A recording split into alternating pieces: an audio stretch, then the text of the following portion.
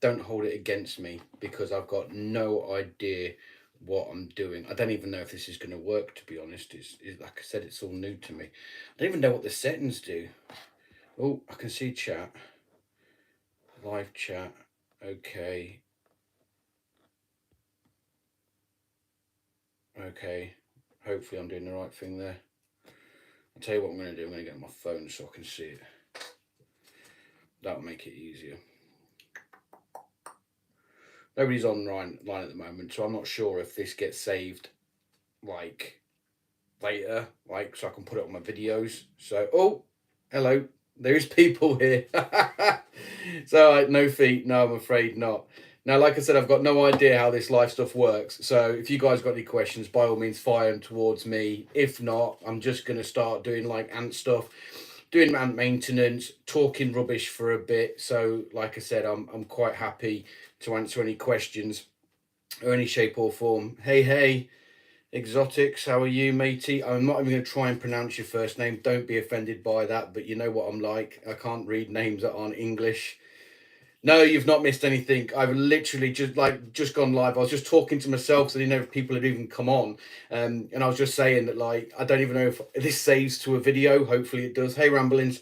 I don't know how it all works, and this is kind of a bit of a test bed for me, because the whole point of me doing this is to see how the live works when it comes to AntCon, because I am going to be that guy that's walking around with a selfie stick. I haven't got one. I'm going to Eastbourne like next, like tomorrow, I think it is. I hope for the week. So hopefully I can find a selfie stick at some cheesy place. Nice. I wish I was at the pub too. But hello, Antutopia. So the whole point of this is, like I said, a bit of an experiment for me. How long this goes on for, I've got no idea. My plan, like I said, like I was saying, is that I'm just literally going to do some ant maintenance and stuff. And as you can probably see, I'm sorry if that light's going to block you.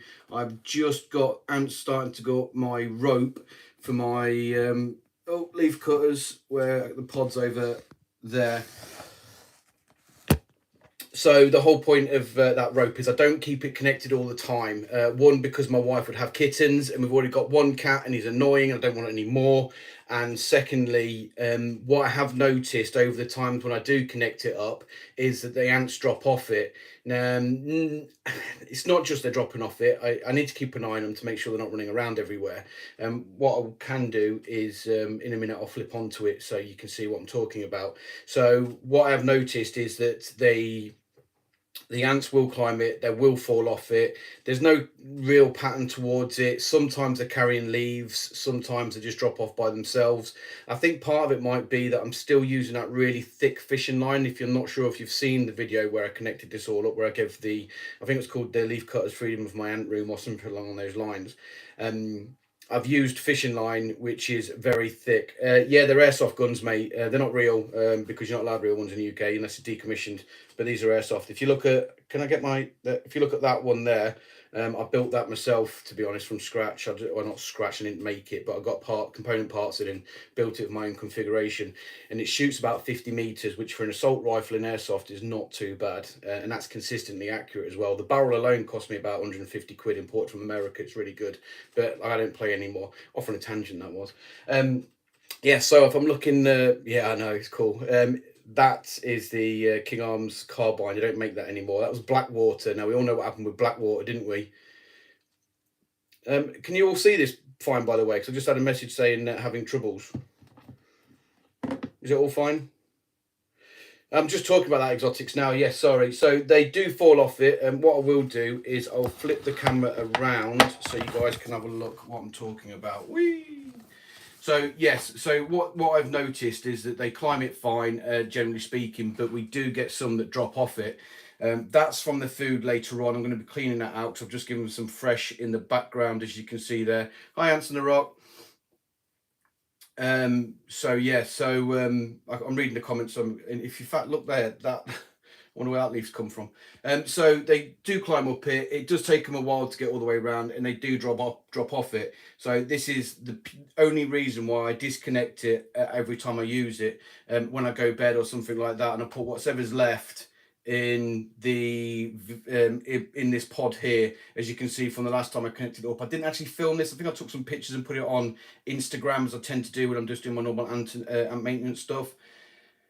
So that's what's left over. So I've connected it all up. I'm not expecting a huge amount of cutting, to be fair, because if you look at the fungus now, you'll see it's fallen over in the opposite direction. It's like a seesaw. It goes left, it falls over. They take away the base, it falls over to the other side. They build it up.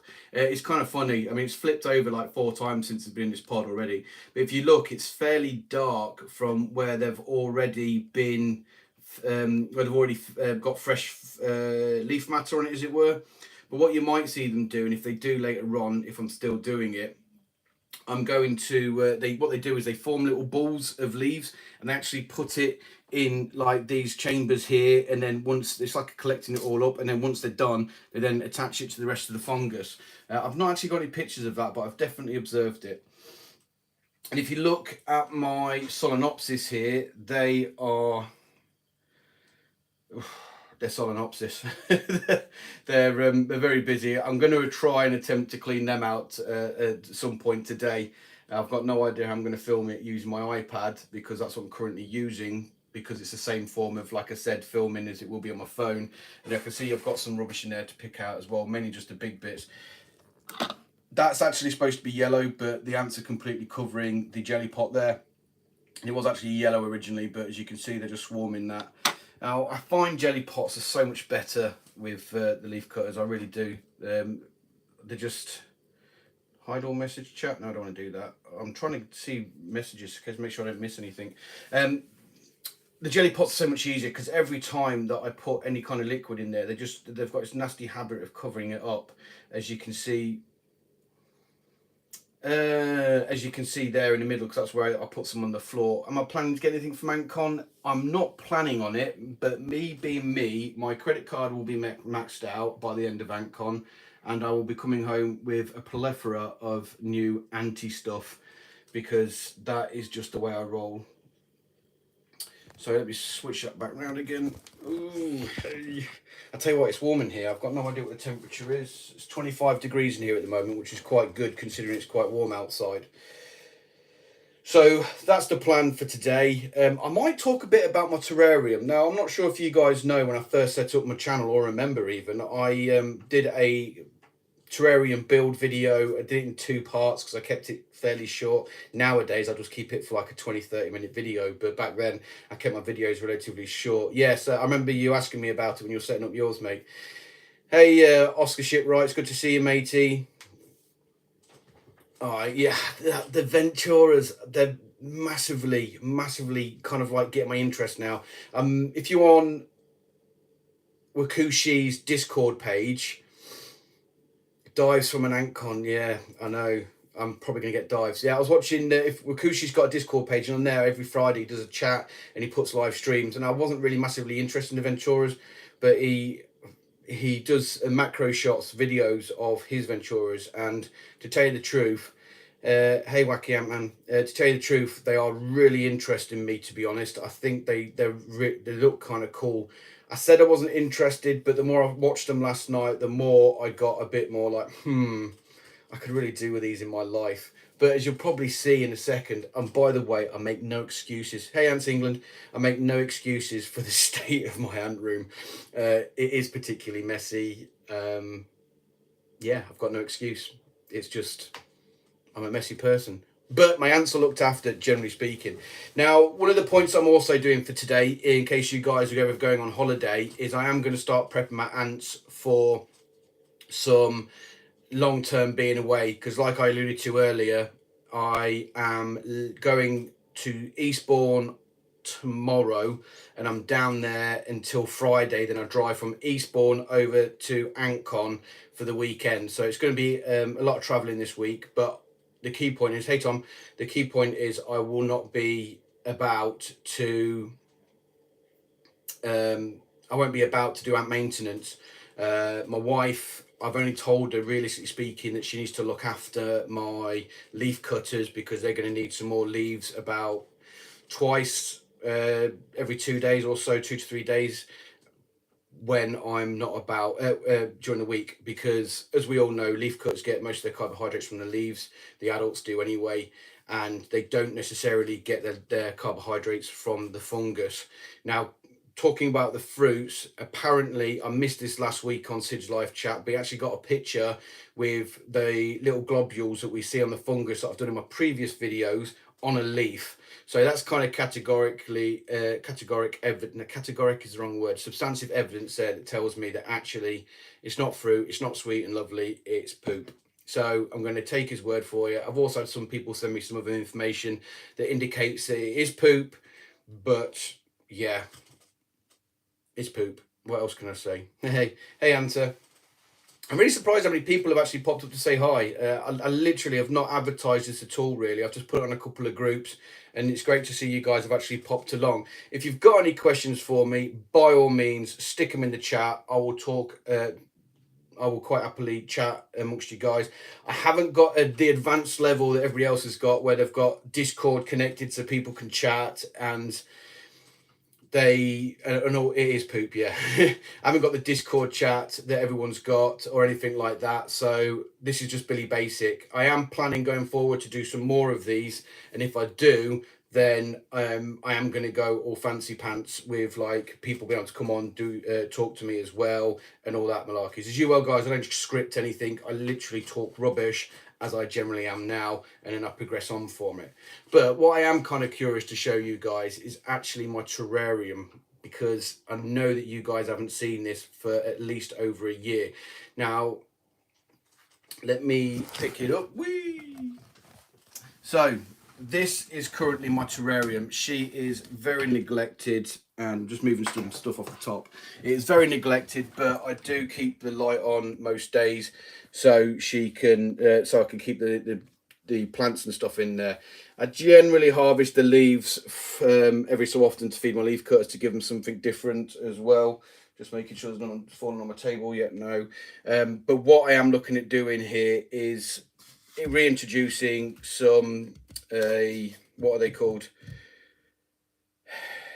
Polyrachus dives back into this setup, because that was what it was for.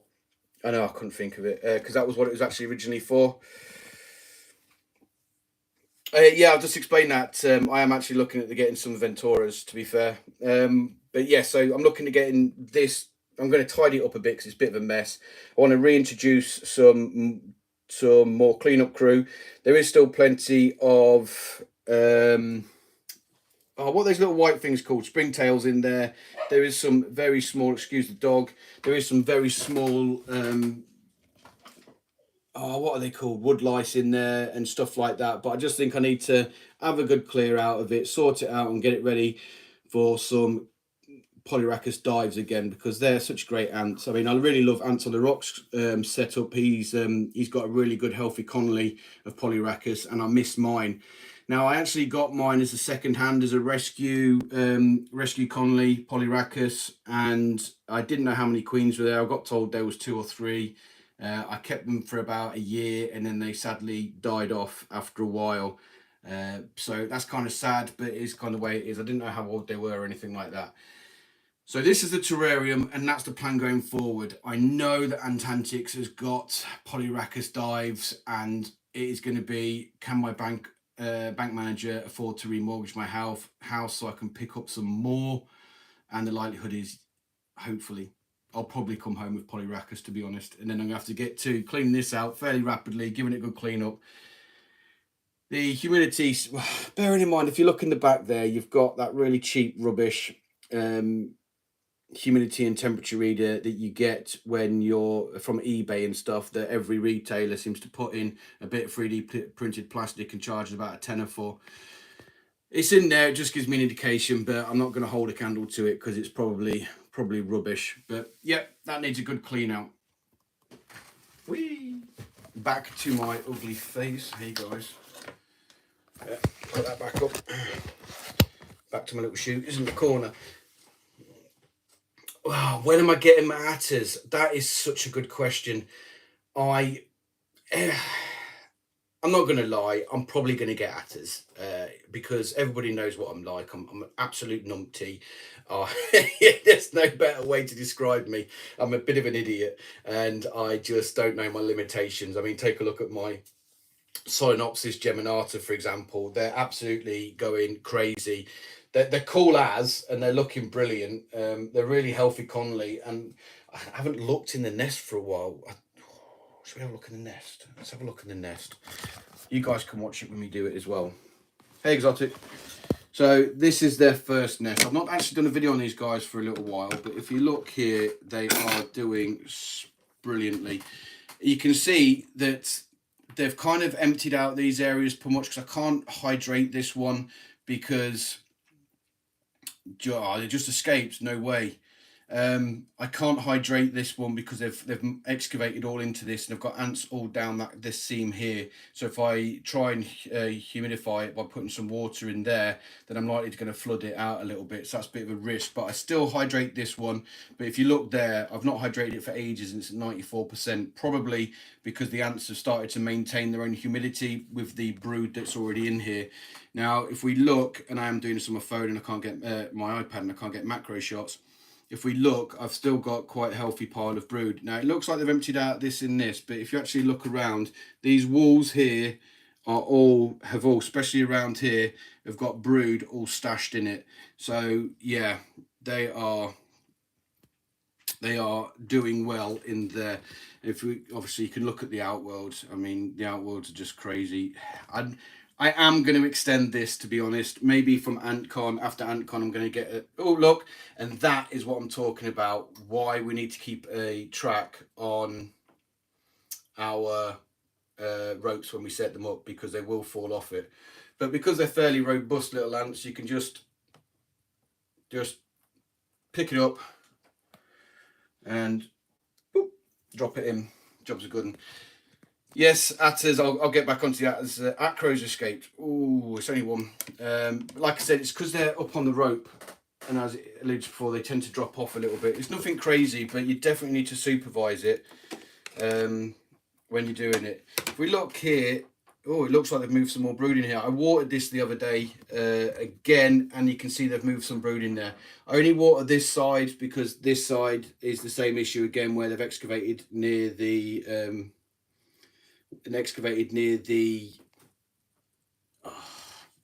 gypsum is the word I'm looking for. So I can't water there without risk of flooding them because I get down underneath it and all around there.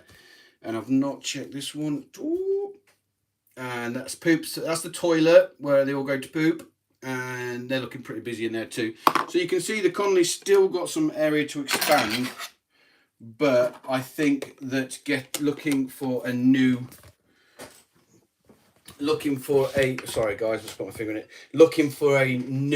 nest is probably going to be a priority. And to tell you the truth, I don't mind Wakushi's Gen 3 stuff, but I think I prefer the Gen 2 MS nests. I actually really do rate the MS nests. I've kept a couple of species in there, of course, as well as my oh my god, brain fart. My Carabera diversa, they're also in there as well. So I am looking forward to, I'm going to show you them in a bit as well, so you can have a good look at them. They are doing awesome. I'm not sure if you guys have seen it, but I did a really cool clip on YouTube and I just found some random music on it, but it was really epic music and I thought it was really cool. So yeah, so that's, we're going to do that about tonight as well. I know the diversas are awesome. You can't wait to see them. I'm not sure if I've got super majors yet, but I've definitely got some bigger than normal majors. But you guys can pass judgment when you have a look at it in a bit. Unfortunately, the camera on this is dire because it's just my iPad. Bear with me, I will do my best. Obviously, I can't do massive cool macro shots, but like I said, this is just an experiment for me to see how live streaming goes when I'm at AntCon next week, because I want to do like little short videos. Back to the atter conversation, because I got distracted by my Solenopsis. I do like some crazy ones. Yeah, cheers, matey. I hope I'm not talking too much rubbish to everyone, because I do like to talk rubbish. I love talking about ants. It's just so cool. And you think when you do your videos, you've generally got a set topic, but because I've got this live video and it's just me and nobody else apart from some questions that pop up with the conversations, I literally I've got free reign to talk rubbish, and I can just go off on a mad tangent like I normally do, which you guys are going to find out next week. I'm just going to go off on a mad one, and I'm like talking about different things and smoking lots of vapes and drinking lots of pints, but not pints of juice like I am today.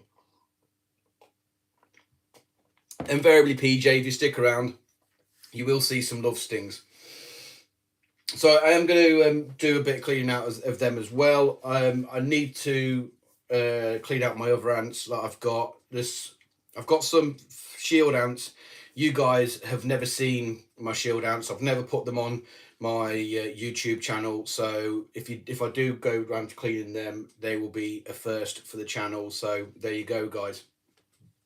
You've got to see my Camponotus parius. Oh, I can't believe it. They're absolutely smashing it. They're doing really, really well. My parius have been the bane of my ant keeping life. Well, they haven't died, but they've been such nightmares to keep. If you've not seen the playlist, there's one. I've got one of them, and they have been so difficult for me to keep. So difficult for me to grow, but they've absolutely smashed it now, and they're doing really well. And ramblings, I know you've got a Connolly. I will do an update on them in this little live stream if you're sticking around long enough to watch it, because I do need to do a little bit of cleaning out for them as well. Oh, the Formica, I've not actually checked them since my last video, exotics. I cannot think what species of shield ants they are off the top of my head, but I will find out for you. If you give me some names in the top left, in the bottom left, in the comments, I will say yes, it's that one, because I'll know it when I see it. Believe it or not, I have got Camponotus Hortiventurus or something like that. I'll get onto my noders in a second because it ain't going to be great. Yes, that's it, mate. It's the bicolours. Thanks, Wakushi. I'll get on. I've got some other Camponotus which are doing well. They've got a nice healthy pile of brood. But yet again, I think I'm rubbish at pronouncing now. I'm not even going to bother trying, mate. I'm sorry. I am very rubbish at pronouncing names. Yes, I've got some. Oh, I lost my train of thought. My Camponotus, I think they're all beginning with A. I've forgotten it now. They're doing really well, but yet again, like my parius, as soon as I up the temperature on them, they started doing really well. They're probably sitting at around 28 to 30 degrees at the moment, and I think that's been the tipping point, as it was for my parius. But bearing in mind, whenever I say this, guys, please make your own judgment on it, because I recommend that's it, mate. Aurora Venturis, yeah. When I make these this is what I've done, and this is what's worked for me. I'm not suggesting that you just ignore the advice and stick your ants at 30 degrees and hope for the best. This is what I've done, so just bear that in mind. I don't want you to take my advice and then think, well, Hood cooked my ants because he told me to keep them at 30. That's what I'm doing, and mine have done fine with it, but yours may not. Just bear that in mind. I can't pronounce these Latin names. I'm rubbish at it. I've also got my Messor species. I've not done a video on my Messors for a while, but obviously my Messor barbarus went into the Antboy UK Smart Nest, and they have settled right in. They've still got a nice pile of brood, which is brilliant, and I've got no dramas with that setup at all. It's doing really well. I love the smart meter in it. It gives me a good indication. Obviously, from my videos, there's a couple of flaws, but it gave me some indications about how it's going on inside. I have still, believe it or not, got the Noda experiment going on. It's coming towards the end now of that, but you can get a quick update on that as well. I can't believe I'm 23 minutes into this. I'm still giving a roundup of what I'm going to be covering today. I'm obviously got a lot of rubbish to talk about. Oh, there's another species, a couple of colonies that you haven't seen as well, which is my Lasius and Flavius. You guys have never seen them before. My colonies of these, I've got a 3, a 2, and a 1 queen colony, so you guys can check them out as well. The 2 queen colonies to be a 4 queen colony, but when I moved them from one test tube to the other, the queen stayed out in the outworld and never went back in and ended up dying. So I don't know what that was about. In the foundation chamber, they were fine. In the test tube, they were fine, but I needed to replace that after hibernation. I've got Lasius Nigers all over the place. You guys haven't seen a video of them for a very long time either, because I've just not actually covered them. I don't know why I've not covered them actually, because they're probably really common ants that everyone's got. But yeah, What else have I got? Oh, my Formica slave sanguinis. Yeah, a bit upset about them. I must admit, very upset. And of course, I've got my noders. Not my noders. My oh, let's have a quick sneaky peeky. Whee! Look at that. That is absolutely ramdust. Hey, Lights Camera, it's good to see you, mate. They're doing really well. The leaf cuts are doing awesome. But look at my Nicos. They're finally picked up on the number of brood they've got. Give me 2 shakes, because this is all. Oh, have a look at the outworld while I do this. I need to clean that out as well, because this is the first time I've got the opportunity to do ant maintenance this weekend. Alright. I've got no idea how many I've got, but if you can see, I've got broods of all different stages. They're doing incredibly well. But if you look there, I've got drones again. I've not seen any queens as of yet, but they're 2-3 years old now, so I'd imagine that they're going to start producing female reproductives in the near future. If you look at that, that's got loads of brood there all over the place, and there's loads of silks in there as well. They haven't cleaned that out, and the messy bleeders. But there's another drone there as well. So yeah, they're doing pretty good. We'll get some more detail about these in a bit. I did say I was going to disconnect this wooden nest, but I've still got it in there. They've used it a bit as a tip, but I kind of like it, so I've kind of left it there for now. There's not a lot I can do when now they're producing elites, because the males never ever rarely come out into the outworld, and the only way I'm going to get them out is if I go in there and open up the nest. And if I open up the nest of all these girls, it is not going to go well. I mean, they're in the tubes as well, not to the extent they used to be, but they're occupying the tube again, and they've obviously got quite a few in that horrendous outworld that is the Ant Canada one. And then you've got these there. They're not lurking too much in this, but they are, if you can see, lurking around on the wall of the ruined buildings. And I need to clean that cockroach out as well.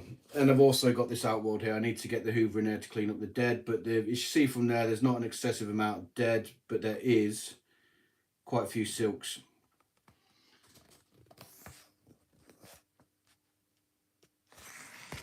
Oh yeah, they've definitely started building up their numbers. As you guys know, my relationship with my Nicos has been very ups and downs with it.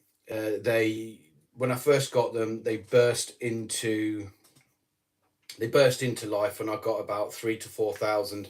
Then I had a big die off, and they dropped right down again, which was very upsetting and devastating for us. And then they shot back up again. Well, they didn't shoot back up. They climbed up again in numbers, and then they had a massive die off again. And now they're at the stage, since the start of this year, I think they've slowly but surely been increasing. The brood pile's not really changed from that size. And as you can see from the image I just shown you, or if we have another quick look, I've got brood of all different sizes. So it means that they've just got a constant cycling now of brood, from pupae, larvae, eggs, and building the way up. One of the queens, I keep stating this, and I'll state it again, if you're going to have a multi-queen Nico Connolly, I would strongly recommend that you get a large enough setup for them, because if you see there's one queen. Now she lives pretty much in that chamber, and she very rarely moves out of it. And the other queen, if we can see her, if you do holler out, where are you? She's normally lurking around down here somewhere. There she is that her there? Or is that a major? Looks like that could be her there. So they're never ever together. And since I moved them out of the test tube, when they first moved into a nest which had more than one chamber, they've never. So I think the reason why I've successfully kept 2 queens is because they've been able to keep apart. And by being able to keep apart, they don't fight, and you don't run the risk of them killing each other. And I think that's part of the issue. I think that obviously once the queens have a fight, one of the queen gets the better hand, and then the workers dispatch what's left of her. So I would be very mindful that if you're going to keep them in a decent setup, I would look at getting a slightly bigger than normal if you've got more than one queen for Camponotus nicobrensis, because the verdict, well, it's not. This Conley's 2 years old. Is it two? No, my channel's 2 years old. So these are about 3 years old. Coming up to 3 years, 3.5, 3 in October maybe. So I've got a well-established Conley. It's getting old, and I've still got 2 queens. And the whole point of that is because they can keep apart. So strongly keep that in mind if you guys are looking to get a Nicos with more than one queen. I've given this advice to other people. That's awesome. Have you got a big setup ant zone where they can keep apart from each other? Because you just said you got 2 queens, 500 workers, and about a year old. So is that big enough setup so they can keep apart, or is that them all together? I don't know what the kind of lag is actually on from me talking to you guys talking to getting the comments up. So I'm not sure how that works. There we go. 2 separate nests. Yeah, so point proven there. If you've still got your 2 queens, they can keep apart. And have you observed the same thing that I've observed, where they keep apart as well, or have you, or do they stay together? Excuse me.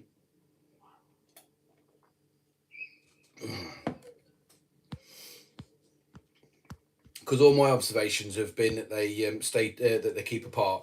But like I said, that just might be my Conley, and I think PJ Grant, who'll probably pop a comment on as well, I think he's also observed that familiar behaviour as well.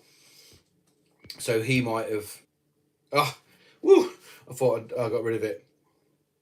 Yeah, normally separate though. So that's what I think. I mean, I could be wrong, but yeah. So if you do get a multi-queen Conley, by the way, keep them apart if you can. So give me some suggestions, guys. What do you want me to get out? Which one of my Conleys actually do you want me to get out so you can guys have a good look at it, and I can talk through what I'm doing with it, etc.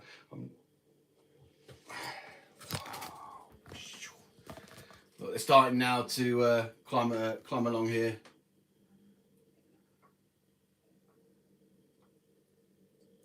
Oh, if it's 3 years old and it's nicobrensis, I won't try and add another queen, mate, because you might end up, as you can see there, they've started to cut some through. They might end up not doing so well, as it were, and end up fighting because it's already established Conley. Because I know mine have been together since founding. I must admit, I love the shape of this. It just looks so cool. And you can get some great angles as well. You know, like if you get the camera down nice and close, and you can chase it along and do some David Attenborough style filming. You want me to do my Lasius Conleys? Wow, I didn't expect that one. Whee! So, I've got 2 Lasius Conleys. No, I've not. I've got a few Lasius Conleys. One's doing really well, and if you bear with me, because I'm going to have to go and get it, I'll go grab it for you and I'll show you the setup.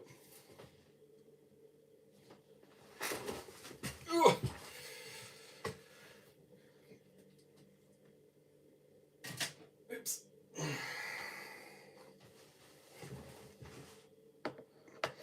Right, this is in a relatively small setup.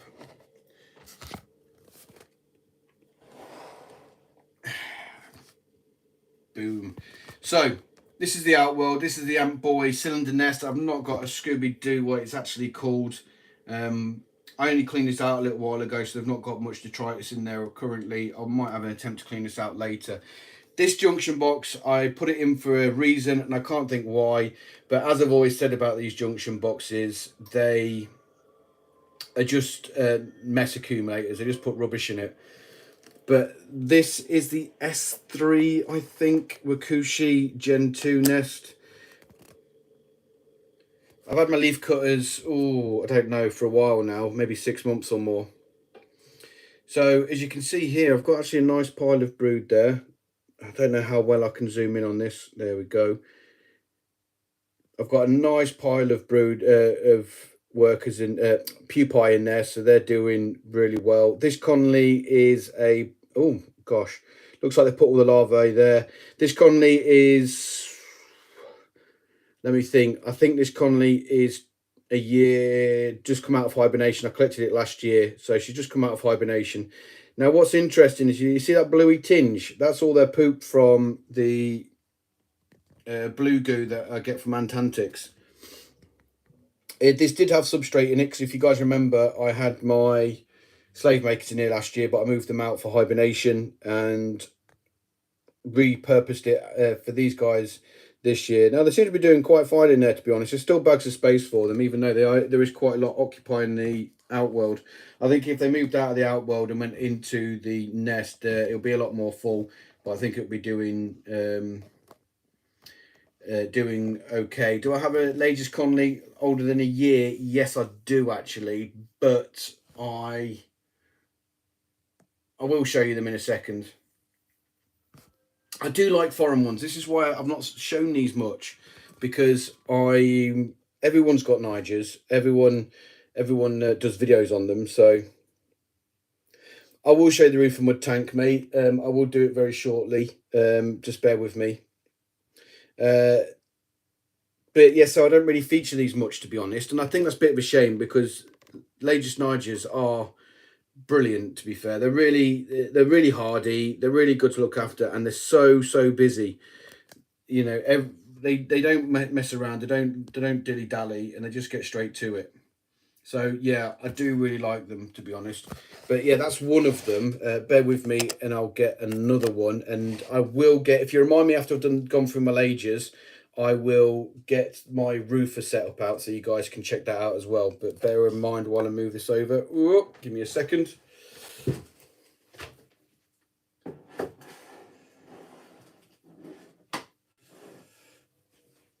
Let me have a look at my other Lasius colony. Now this one isn't so good, so bear that in mind. This colony is over a year old, and look at the state of this test tube. They refuse to move out of it. It's gone all horrible, algae-ish. It's been like this for all last year. They refuse to move out of it. Direct light, they just won't move. I've got some Flavius. I'll show you them in a second. There's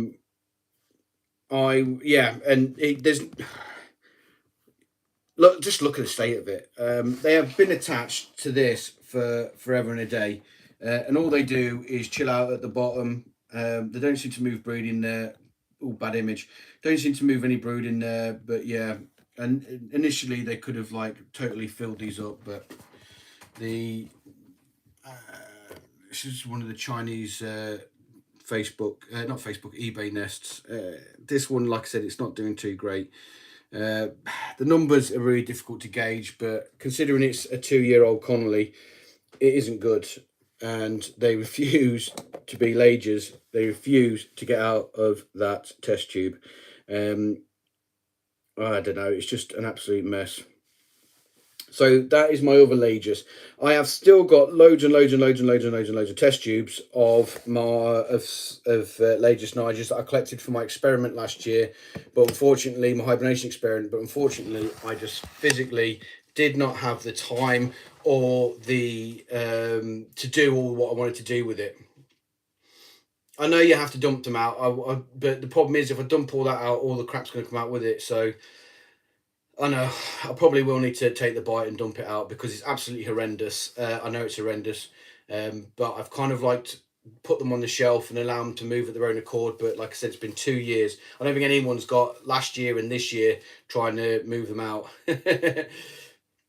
I know they won't move. It's an absolute mess. But what is kind of interesting is that most of my other Lasius that have been in these test tubes and refuse to move out, they move the cotton bud out and just have it as one big tube. But these guys are just absolutely messy. So I don't know why they live in such like a tip. So that's my other, like I said, my other Lasius colony. But unfortunately, I've got a load of test tubes. I'm not going to show you them because they're just test tubes from my experiment last year. I've given a load of them away, and I'm probably going to give some more away probably when I come back, because I just don't need them. 9 months, so I'm beating it. I've got like 18 months trying to get these to move. Right, let's move on to my Lasius Flavius, because somebody raised that.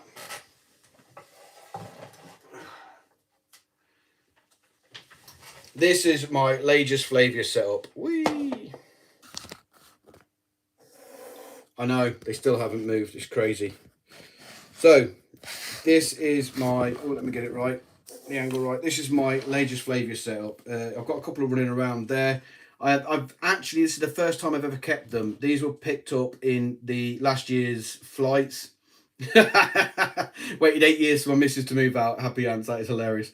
I picked these up in the nuptial flights last year. I actually got them at work. I was absolutely crazy running around. People thought I was a lunatic collecting them all up, but it was the first time I actually seen them properly on nuptial flights. I collected them myself, and this one is a 3 queen setup going on. There is 3 queens there. They have got a big pile of brood there as well. Is that cotton wool in the middle, or is that, I don't know. But yeah, they are little cuties. They are such pretty little ants, and they're kind of underrated. But I've definitely started to fall in love with them. Blue feeder idea from. I definitely, oh, that was yours, weren't they? Yeah.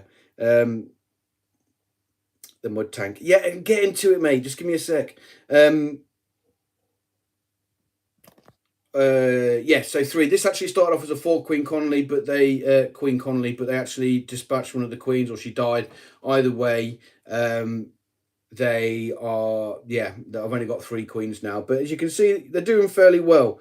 They do stay in this black wrap, as it were, but this was, oops, but this, look at that, and that is not good. Yet again, the blue goo is being, I think this must be from their urine, but it's turned the water blue, so probably from their urine. But yeah, they do look cool. They are very, very, oh, see if I can get this. Oh, now this, Jesus, just get in there. There we go. Sugar snaps, yes. He doesn't call it sugar snaps. I'm not sure what he calls it, because I can't spell it and I can't read it because I'm dyslexic and I can't read words I don't recognise. I'm not putting my hand in love stingers, but you'll see that anyway. This is my other colony. This actually started off as a 4 queen as well. But, oh, that's a close-up of my face. I want to see that. This is my other 4 queen. It used to be a 4 queen colony of Lasius Flavius. Cheap. I think this was literally like £3 off of AliExpress, Outworld, but it does the trick. And this was a 4 queen, but I've only got 2 left. Look at that pile of eggs there. She's looking good. This was a 4 queen, but this was the one where the 2 queens got tapped into the Outworld to move into this test tube. 2 queens stayed out, and the other 2 queens went in here, and the other 2 queens eventually died. So I don't know why. I did try and put them into the test tube as well, but they just ran back out again. So I do have Pheidole species, and I'll get onto that in a bit, Danielle. So yeah, that's doing okay as well. And I think finally I've got a one queen colony of these as well. I did have some more, but one of my Patreons asked if he could have one of my Flavius colonies, so I gave it to him. No dramas there.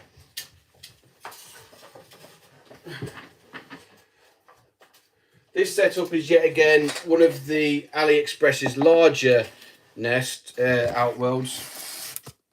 This, oh, I tell you what, I'm such an ugly person. I feel sorry for you guys watching me. So, larger outworlds. I don't know why. I think it was just the only one I had 3, and then I think this is just a single queen. Yeah, this is just a single queen setup going on there. Much smaller growth. Much smaller brood growth as well on that one as well. Oh, sorry about my dog. I can't control her from barking. Sorry about the dog. So this is a clear indication that obviously having multiple queens does actually help when it comes to their growth. No, they don't like the light at all, matey. That's why all of mine are in blackout setups. Whee! So give me a second while I shut the door to shut the dog up.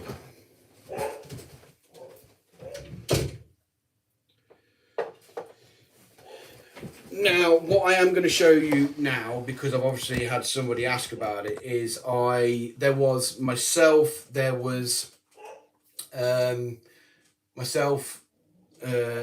colonialist, and Wakushi. We got 3 queens of Formica rufa.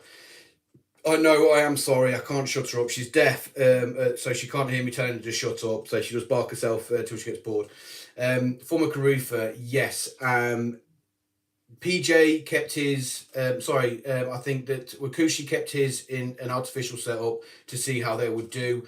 I kept mine in a fully kind of like naturalistic setup with mud setup, and I think it was the colonialist had his in a bit of a hybrid setup, and the reason for that is because they're very difficult to keep in captivity, and we thought that we might try and see how they. Oh, that is awesome! You've caught some roofer queens to see how they do best in what setup. Now, as far as I was aware, mine were the ones that lasted the longest. Because I think Sid's died quite quickly.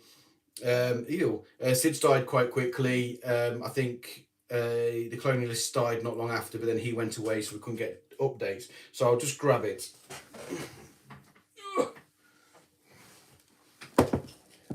Bear with me as I turn this away. Whee!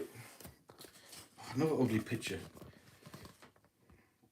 So this is their setup. I got tubing so I can extend it, but it's only, and it also seals these holes up. Nothing overly fancy. There's some pine needles there and some natural mud setup. Originally, they had a chamber in the where the red acrylic was, so I covered it so I could keep an eye on it. But then, I haven't replaced the sweet stuff in there. But then they moved away from it, so yeah, they don't use that chamber anymore. So, are they still alive in here? I don't know. I do put honey water in there, or the ant Antantics bluego in there, and I do put nymphs in there, cockroach nymphs in there as well, and I have seen some evidence that they are still feeding, but I have not seen much activity on the surface. So I'm not sure if they do it when I'm not about. I'm not sure, but this is it. And if it's just a basic setup, I've got some drainage at the bottom in the arts of some stones. I've got a membranes to keep the mud and the stones separate, and I've just got some mud site set up. The pine needles are on top, just to make them feel a bit more at home. But essentially, this is it. It's nothing fancy. It's nothing brilliant. But yeah, it's decent enough. It does the job, and it was just made to see if I could keep them alive. And unfortunately, I don't think I did. But I'm also looking at getting some more. I am looking at getting some more, believe it or not. So yes. So bear me in mind. Let me just put this back.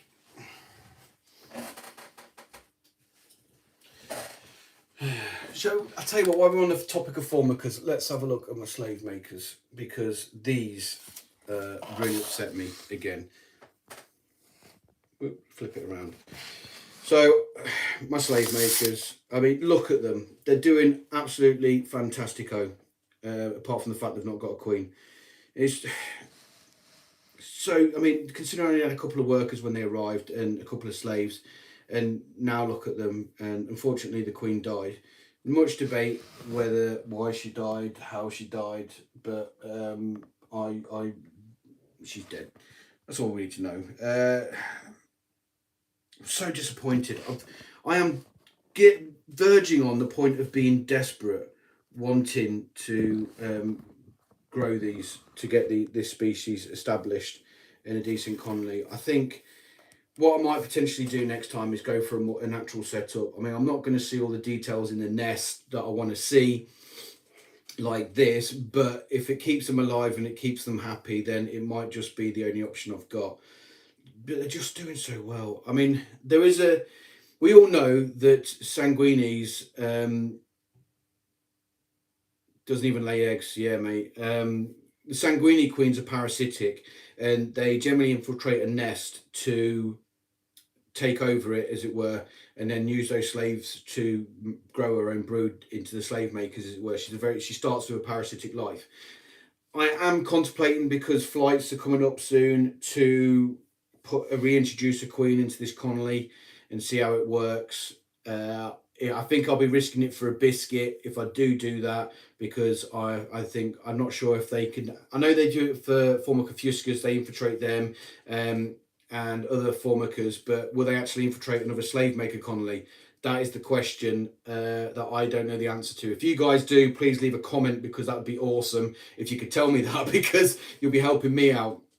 Because I seriously don't have an idea if they will infiltrate an existing slave maker. I know Antscapes is awesome on that one. Pushing your discount code as well, matey. That's awesome. Yeah. So you reckon they will then? Well, that's cool. I might try that because if you can see here, the colony's doing really well. These workers will generally survive to hibernation anyway, and I've got a nice big pile of brood and stuff like that. But I tell you what's also come across my mind as well, which takes me on to my next one, which bear with me again while I cover these. I can put these back. Have a look at these guys for a sec while I go get my other ones.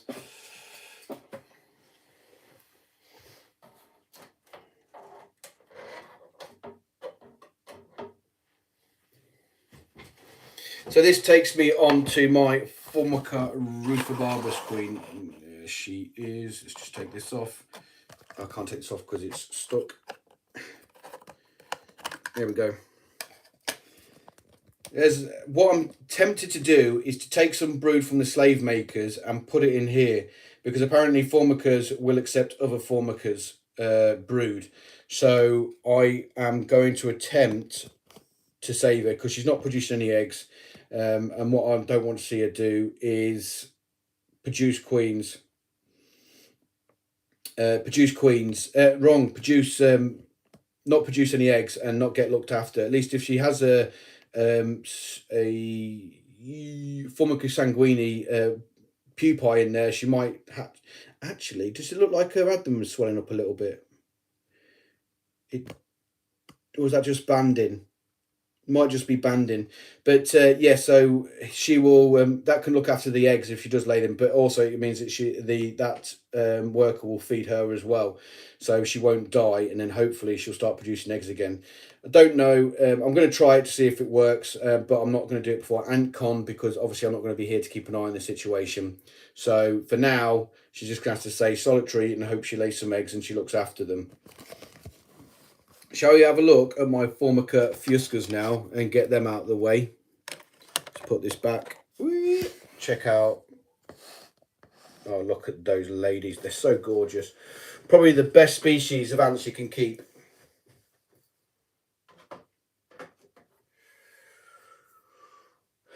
Where did I put them? There they are.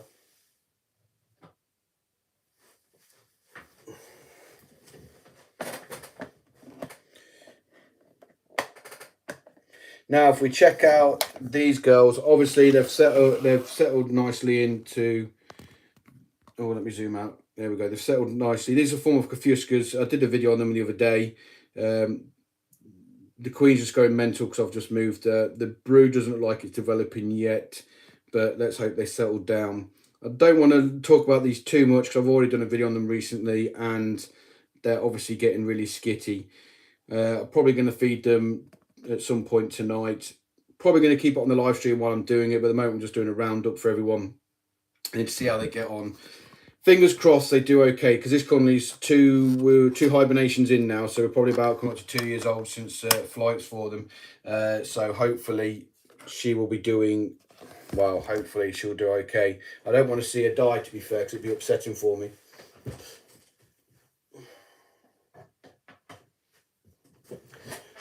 Oh, I missed out a Lasius Niger colony as well, but nothing overly interesting in that one, to be honest. So what do you guys want to see next then for me to talk about? And I just need to take a drink.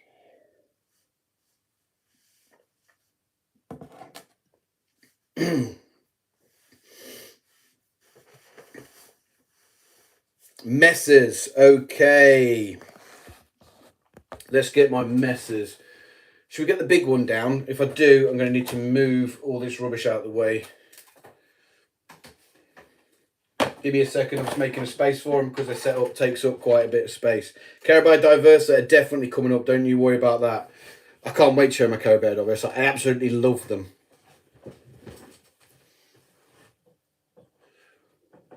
Oops. Right. These are obviously going to go a bit mental because I'm moving them now.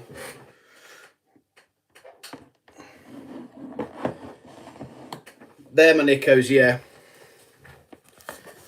So, that's my juice. Let's get this off. This Smart Nest, I'm actually quite impressed with it. They seem to be doing quite well in there. As you can see, they didn't hide in there because that's where most of the brood is, and they're just moving it about. They've still got bags of space. And just reading the comments, sorry. Yep, so they've still got bags of space. They're pooping where they keep the seeds because messers are just generally disgustingly messy, hence the name. But yeah, they're doing cool, mate, to be honest. They're doing really good. I've got a nice...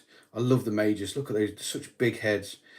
Such big heads. Where's the queen? There she is, just there at the bottom of that chamber in the middle. I know I've got loads. I've got an addiction of ants. Nice big pile of brood there as well, and there as well. But I must admit, the seed store's a bit pathetic, but they've got plenty of seeds here. Now, oh, sorry, there we go. They've got plenty of seeds in here because I only topped up a couple of days ago. Literally, I've tried my messers with liquid feeders and they just don't... Oh, look, there's a dead worker there. They just don't get on with them. I find the best way that messers take liquids, well, mainly water because they don't need carbohydrates, is by test tubes. Other than that, they don't... Messor barbarus anyway really don't bother with my feeders at all, but they will drink and drink and drink out of the test tubes that I provide for them. I mean, that should last till next week now, so I'm quite happy with that anyway. And literally, I cleaned these out like yesterday or Friday, and look at the mess I've made already. Oh no, I had about a colony of 40 workers and they died as well. I mean, the queen's moved over there now to the bottom left. Now, I absolutely love these. Absolutely love them to pieces. I think they're so much fun. Considering when I first started ant keeping, I wasn't really interested in Messor barbarus at all because or messers to be fair, because I wasn't overly interested in gravius, well, seed loving ants, because I like watching them dismantle. I like watching them drink and stuff like that. So there wasn't much point in actually me getting the messer style seed collecting ants. But I'm glad I did, to be fair, because one of the big things I do like is polymorphic ants. And as you can see here, these are very polymorphic. And I do actually love them. Yeah, that Pope, awesome. So I do actually love them to pieces, and they're doing really well in this setup as well. I've got a nice big outworld for them, which is fine, ample for them. They've got a nice big nest, which, to tell you the truth, I'm slowly but surely falling into this love of this nest. I think it's really good. I am kind of interested to see Antboy UK's Solenopsis proof one, because I am, like I said before, my Solenopsis are going to need a new nest soon. So I'm kind of getting interested to see what he offers there. Any tips for messers? If you're founding them, what's the nest temperature? The nest temperature is 25, humidity of 60. If you're founding Messor barbarus, my advice is to leave them alone. If you've got, as soon as the queen, leave the queen be, leave the queen alone until she gets some workers, and as soon as she gets workers, attach an outworld, because the biggest issue with messers is the stress of being disturbed constantly. So if you get an outworld attached to it, you can literally attach the test tube to the outworld, drop food in there, take food out, or clean them out, and you're not disturbing the queen. That is how to keep a successful colony of these. Once they're founded and they're like this kind of size, they do really they're less susceptible to it, to disturbance and stuff like that. But yeah, I mean, the reason they're at 25 degrees is you don't necessarily need to heat them. Room temperature is fine. But they're in my ant cave, and I keep my ant cave at the temperature for my leaf cutters, and as you well know, that is at 25 degrees. So that's why my room temperature is 25 degrees. Even though it's quite warm outside, the room temperature is kind of hovered around that temperature, so they're doing fine. But I absolutely love these girls. I think they're absolutely fantastic. But do you want to look at my other messers? Let's get my Messor Arenaris next. Let me just put these away so I can move you to look at more Camponotus as I put these away. Has anybody got any other questions I want to ask while I'm messing around?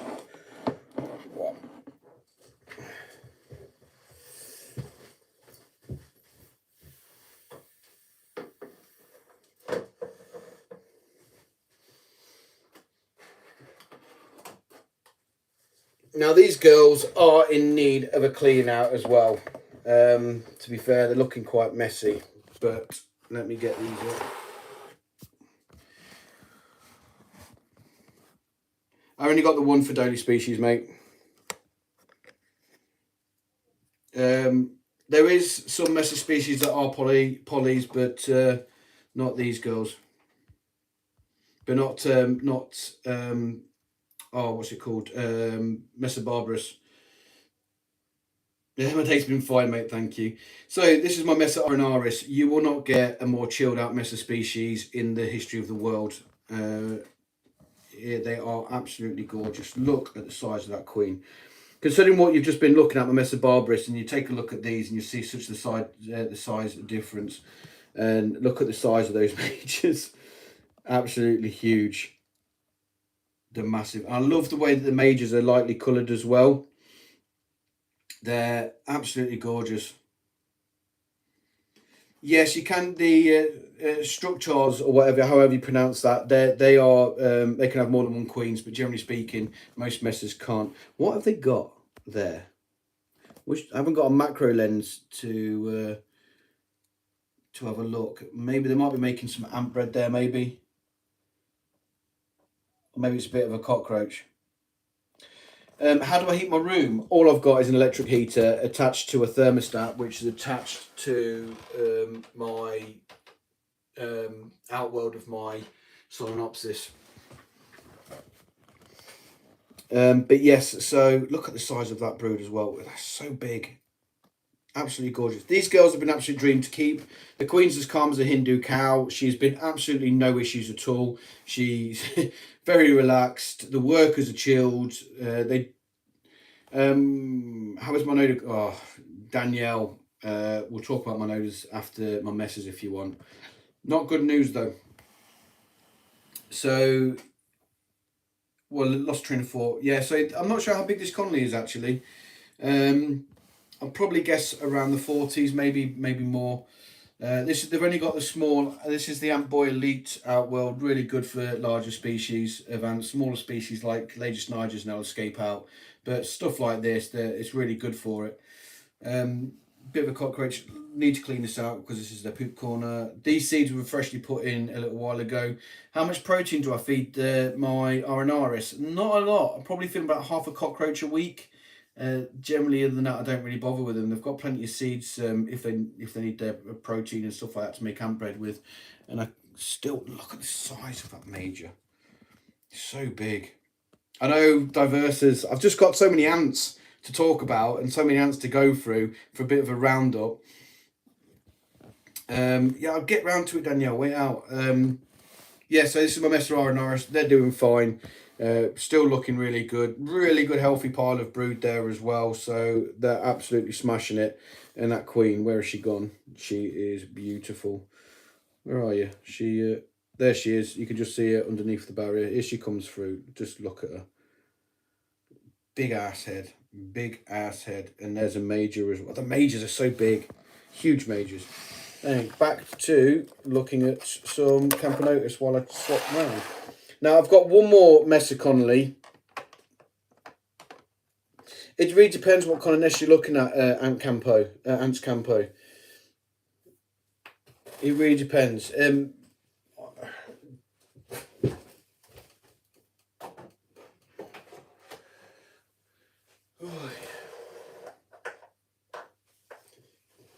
Right, so this is my Messor minor Hesperium.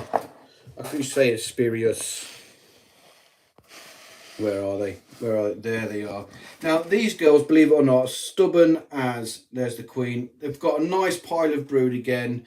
These guys don't actually have majors, believe it or not, but I think what they make up in the lack of being polymorphic, they make up in their beautiful colours. They are such attractive ants. I think by far they're the most attractive Messor ants you can get. Now, I know full well that is absolutely minging. It's yellow, it's disgusting. They need to move out, but they won't, because they are attached to this outworld, which they generally use to store their grain, their seeds in. And there's one of my feeders giving them water. And as you can see here, they are occupying this nest as well. Now, at the time when I first connected this up, and I can't really get a decent angle of it because of my table and where the camera is situated on this iPad, when I first connected this up, they had plenty of space and they could have all moved in there, but they decided to stay in the test tube. But they're equally occupying this as well. There is brood there. You can't really see it because of the red filter. I can't remove it, unfortunately.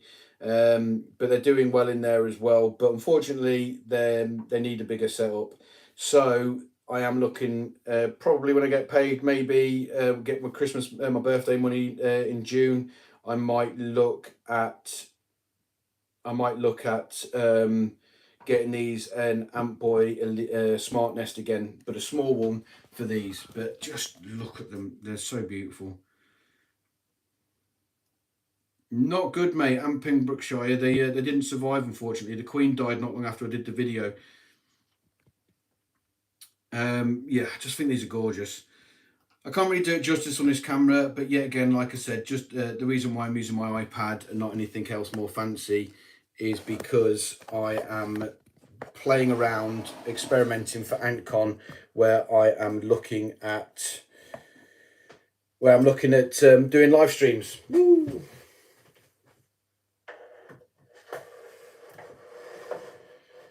Right, let's talk about my Carabera.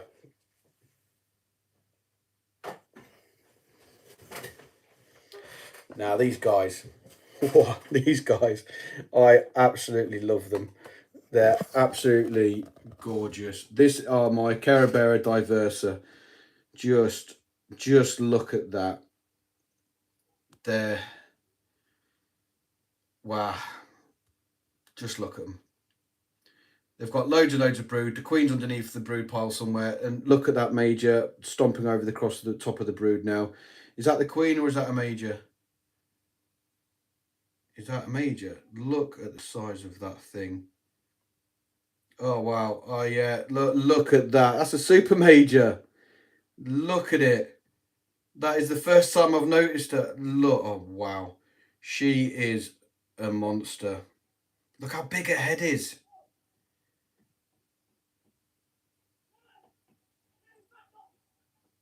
And look, there's the queen there, just emerging from underneath all of the brood. Oh, look how big she is. That is impressive. No, I didn't even spot that the super major brood was being developed, to be honest. Look there. Mate, this is awesome. They are really cool. I can't wait for these to grow even bigger and actually get out of the setup they're in. Believe it or not, I've actually got, considering you look at this colony now, you're thinking, wow, that's like huge. This is a huge colony, but they're only occupying this part of the nest. But I've got hundreds of workers because the miners are just so small. They're like teeny tiny. I think you could probably say they're about on par with the Solenopsis for their size. They're so small, but equally so gorgeous. I will be making an AntCon video. I'll be doing live streaming. How long can you keep a Diversa queen? Well, they reckon that Diversa queens last for about 4 to 5 years, and you need to look at introducing a new queen every 2 to 3 years. So probably in the next 2 to 3 years, I will be streaming AntCon. Yes, I will be looking at introducing these guys to a new queen if the colony survives, which I suspect is will. But if you look at that and then you look at this and you think you've got a really small outworld, yet again, look at the size of this outworld. It's tiny compared to what you think you might need. Again, this is just a AliExpress cheapo £4 outworld, including postage. It was so cheap, but they do work really well. Well, I'm don't worry. I'm going to be doing short live streams of AntCon. Actually, it is. I'm not going to be filming us getting drunk and talking ant rubbish. So don't worry. But yeah, so yeah, I mean, people always say that Diversa need natural setups, but you can clearly see here currently mine are doing fine. Now, if they maintain this growth and this how they are now, going off into when they grow big, and if they can maintain that, I'm not filming at the pub, don't worry. I don't want to get myself into mischief. I will be... crumbs, I've lost my train of thought. I will be interested to see if they do survive. Now, if you look at the mess that they've made in the outworld, yes, you're right, it is disgusting, but that is diversa for you. Diversas are very, very common to get alcohol. Oh, geez, it's because you're talking about the pub there. Sorry, they're very known to be messy ants anyway, so and they do need to move fairly regularly to keep from one to a dirty nest to a clean nest. So I'm not overly concerned about this. This is kind of like the natural behaviour making a messy nest. So I will be looking at moving these again, but unfortunately for me, I need to get another MS 3.5 nest so I can move them from this one into a nice fresh one, because I've only got two MS 3.5 nests, and they're both being the other one is being occupied by my Solenopsis cis even. So these guys are currently going to need to get another one, but just look at the size of that queen.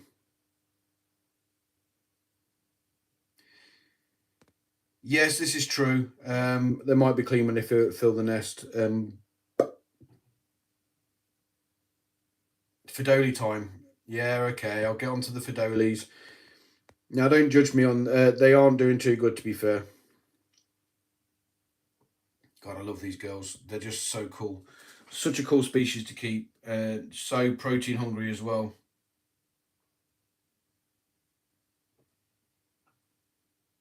See you later, Campo. Thanks for joining us, matey. Anyway, I'll put you on to looking at more of my Nicos while I get my... Because this is going to... I need to move some colonies out of the way to get to these girls, so bear with me. But it is going to be Noda time.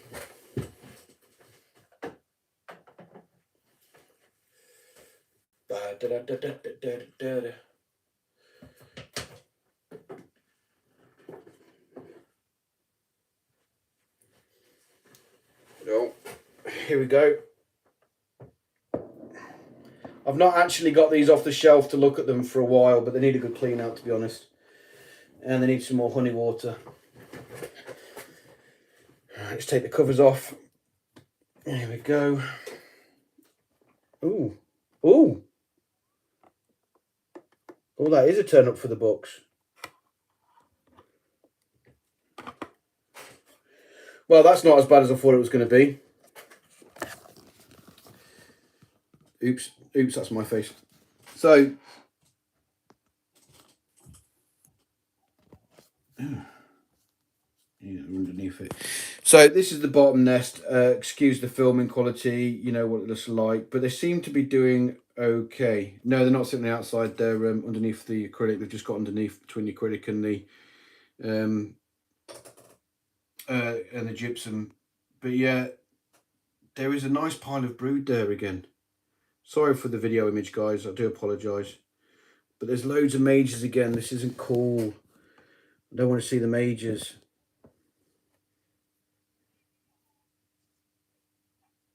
That's not good. But there is a nice pile of brood there. As you can see, I've disconnected this back tube that was connected from here to here, because I just filled it full of rubbish. And the top world, you can see that they're using that as a toilet as well. But there were so many drones going around again.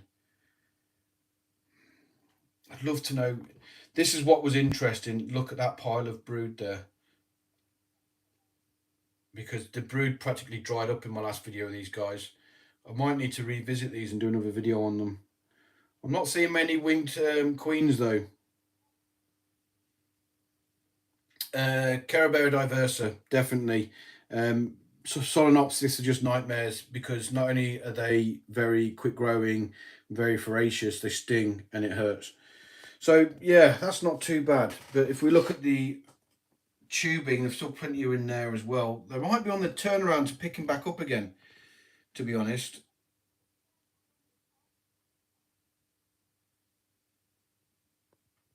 It's just a mess. Look at that. I need to get these. I need to clean these up. I need to do that tonight as well, before tomorrow. So I'll be attacking these later, cleaning them out. But yeah, so this is them at the moment. So I thought, yeah, it's very dirty, mate. I've literally, because they're on the way out, and they died off massively in numbers, I generally put them up on the shelf so I didn't have to disturb them and just fed them. But it's got too dirty now, so I need to go clean it. And they're inside. They inside that they are little buggers.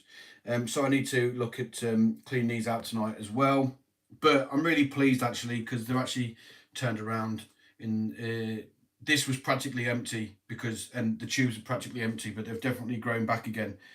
So pleased with that. But shall we have a look at the nodal experiment and finally put to bed about the queens, because they have been like that for a couple of months now. With the queen separated off with some workers. They've had some brood for a while. Let me just put my nodus back and I'll get the nodal experiment out. Bear with me a sec.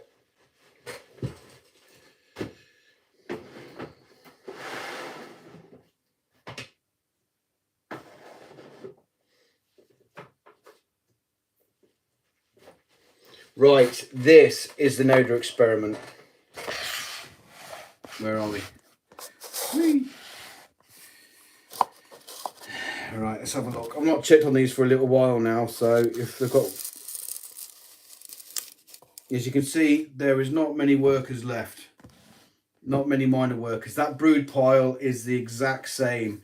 It is pretty much 100% sure now, from my perspective, that these queens are infertile because these guys have been separated off, about 3 of them. The brood pile's not grown, it's not shrunk, and it's just stayed the same. So I'm pretty sure should I say, that the queens are infertile. So they're just acting as workers, which they do. If we've seen it in videos, they clamp onto the food and stuff like that.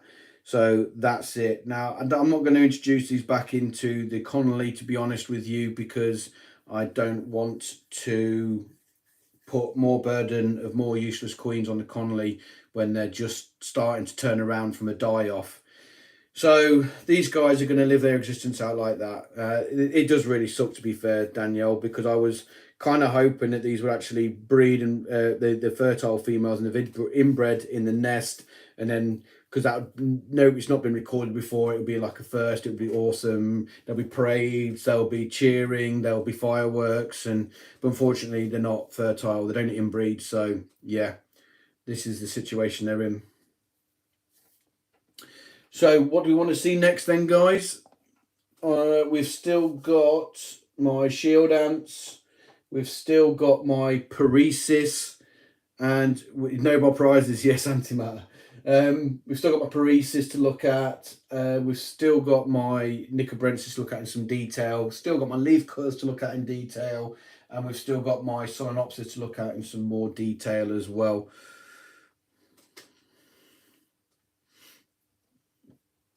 You want to see the fungus?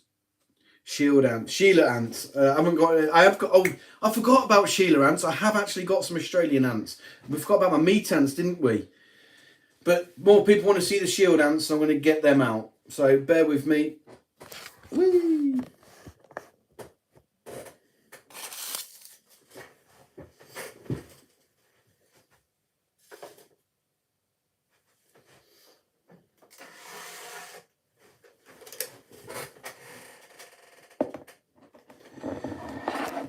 Right, guys. Before I do that, actually, I need to talk about something. I forgot to mention that I've actually got membership now as well. So if you guys want to join my membership, I think you can join it. I think there should be a tag on the group or on this video where you can all join me and support me if you choose to. I think you can make donations and crap off that as well. So it's up to you what you want to do. I just thought I'd point it out because I've obviously not discussed it. I've only just finished off setting it up today. There is the normal perks that I do for my patrons anyway, so check it out by all means. But anyway, let's talk about ants. So they're not shield ants. No, you're right. These are my shield ants. I have had these once I get them into shot. Have I not set it up yet? Damn it, I thought I had. There we go. These are the shield ants. I'll have to have a look maybe next time.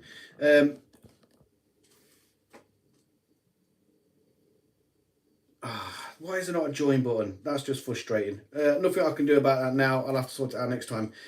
So these guys are probably the most chilled ants in NATO. They are generally chilled out, as they are no dramas. You can do whatever you want to them and they don't attack. They just absolutely relaxed. I have never ever seen an ant so relaxed as these, to be honest. What genus? Somebody put it in the chats before. I can't remember what they are off the top of my head without looking. Bear with me and I'll find it on my phone. Because I've not done any videos on these. These are like my personal ants, as it were. Yeah, that's it. That's what they are. Sorry, mate.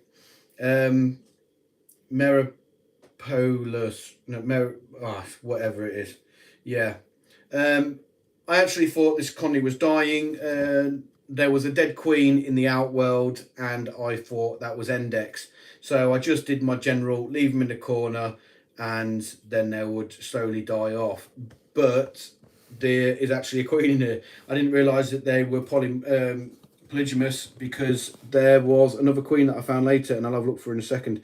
But it was 100%, 100% a dead queen in the outworld. So I either had two queens or what, I don't know. They don't have deadly stingers as far as I'm aware anyway. But they're so relaxed. I cannot tell you how chilled these are. There's plenty of brood, as you can see. I can't believe I've never done a video on these, probably because they're so boring. There's the queen. They are so chilled. I have never seen such a relaxed ant in my whole entire life. And I've kept quite a few ants, as you guys well know, because I'm 80 minutes into this live stream and I'm still not finished all of my ant colonies. But yeah, there's the queen, and she's got a nice healthy pile of brood in there. She's got a nice healthy pile of brood there as well, and she's got some more brood in there too. There is a lot of males, drones cutting around. There is a lot of male drones cutting around, but there is like literally no reproductive females that I've seen. I do like these ants. They're just so relaxed, and they're just so chilled. This is their outworld. Yet again, it's another Venus nest and an outworld attached to it, so I can feed them without really disturbing them, because that's not really great for feeding once they get a decent sized colony. They're not too busy now at the moment, but if you feed them, they do actually come out in a bit of force, but it is laid back, chilled force. Force. They don't do anything quickly. Literally, they don't do anything quickly. They must be scavengers in the wild, because I don't think these guys could actually take down any live prey at all, because they're just so relaxed. They are literally horizontal of the ant world. But they're doing fine. First time I've ever featured them on my channel in any shape or form. So yeah, you guys are privileged that are watching right now, because I've never shown them ever. So what do you want to see next? Oh, look at my Camponotus nicobarensis. I do love my nicobarensis. They can take down prey, really. I can't say I've never put live prey in there, obviously, but I never seen put live prey in there. So never seen them take it down, but they are really relaxed. I'm afraid you've just missed my Carabera, mate. I've just done a video on it. Parius, good choice, good choice. So bear with me while I grab my parius.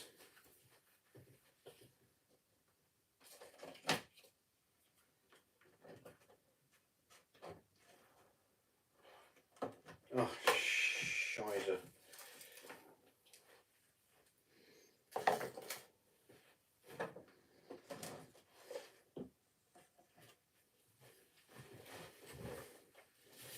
Acros are awesome, I'll give you that one. Ah, what have they done? Oh, man. It looks like my parius have been busy. Let's have a look in the nest. Whee! Now, this is my parius. These, like I've said before, and I'll say it again. I'll show you what happened in a second. They're not very busy in the nest at the moment, but they are about filling it up. Now, this is my 3D printed nest, as you guys well know, and they've actually done really well. They've got a nice little pile of brood going on there. No, these are Camponotus parius. Look at the shininess of their abdomens. I absolutely love it. This is a homemade nest, yes. I made it myself. Designed and made it myself. And it was... Oh, look at the queen. There she is. She's gorgeous. Oh, absolutely gorgeous. I love these. Look at the brood as well. They've got loads. These have... Yeah, she's just there, mate. And she... Oh, there she goes. She's not happy with me right now. Where's she gone? I've lost her. Ah. Yeah, so these are absolutely gorgeous. They're really beautiful. They're Camponotus, obviously. They are polymorphic, and there is some majors cutting around somewhere. I do want to get some of those Pheidoles, Danielle, but I just haven't got around to it yet. But yeah, so look at the brood. They've got it all over the place. So what was I cursing about before? Let me show you. I'm going to put the red filter on this because it will calm down a bit because they are very skitty. But if we look here, look what they've done to the outwells. Look what they've done to that feeder. That feeder only went in like a couple of days ago. Yeah, the nest did last well. They've just dug everything up. I wonder. Give me a second. I just want to turn this outworld around. Just want to see what they're doing. That's what they're doing. Little blighters. Look at what they've been doing. They're excavating underneath the in the substrate. There wasn't a lot in here, to be fair. They are absolutely taking the mickey out of my life as well, and they've put it all in the liquid feeder too. And she's moving brood. Do you see that brood? They've got brood in here as well. Did she move that from the nest, or? Yeah, it looks like they're moving it from the nest and not inside it. Can we get down and have a look? Can't really see much is going on. But they've been excavating in there quite a fair bit, and this has been recent excavation as well.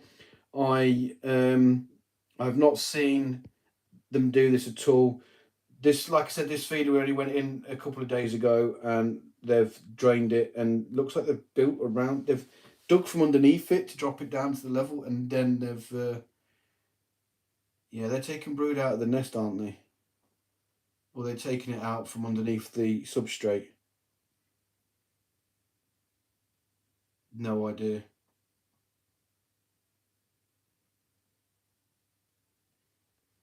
Yeah, they used to have a tank in there, but they ended up not nesting in the Nicos in the tank, but they did end up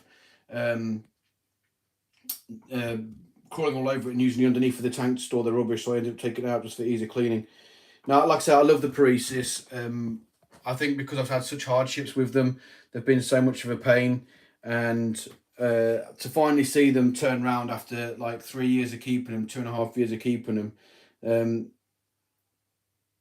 Yeah, I think they're doing that as well, Harry, to be fair. Yes, I'll do that crow fungus chamber in a second. Bear with me. Yes, I do want those messers, Daniel. They're not messers, those Pheidoles, Daniel. So, yeah, back to these guys. I absolutely love them to pieces. I think they're great. It's been a very much love-hate relationship with them, but they're finally turning it around, and I'm so very pleased. So let's check out the fungus chamber in a second, while I first off need to put my parius away again. Now, I think the key thing with the parius is I've actually left them be as well. I've left them alone, and I've not bothered them at all. And obviously I've turned the heat up a lot. So I think that's what's done so well with them.